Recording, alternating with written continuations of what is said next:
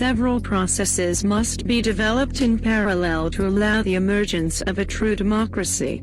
First, there must be enough indignant, outraged people who see the injustices of the system. We need a general awareness about the nature of our societies. We live in an oligarchy, not in a democracy. The links between our political systems and economic and social problems must be explained, the injustices on the many brought upon by the minority ruling class. This first part is sort of an enhanced awareness, which would give rise to the second stage, possibly enabling citizens to resolve the problem. The revolution therefore requires a general mobilization of all indignant, not only against the current system, but mostly for a concrete alternative.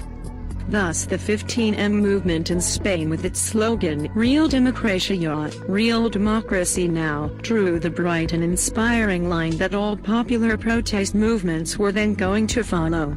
Real democracy, a system where the people really have the power, is emphasized throughout these movements. However, there is not much reflection on the development of a real democracy applicable across nations. All democratic activists must focus both on the practical struggle, but also on the theoretical construction of a concrete solution. Without a sound and global alternative, the movement will remain a kind of citizen lobby opposing injustice but will never become a revolution or a force able to bring out democracy. The distribution of power in a society is organized with a constitution. Currently, constitutions were written by politicians and elites who have granted privileges and have allowed the triumph of private interests over the general interests. It is important to write one or several democratic constitutions, impossible to corrupt, that could be proposed as soon as possible as an alternative solution to all citizens. This requires forming interconnected working groups in charge of thinking through and writing constitutions to be submitted to popular assemblies, which will improve with criticism and debate with other productions. The process will ripen when one or several democratic constitutions eventually achieve consensus in the popular movements.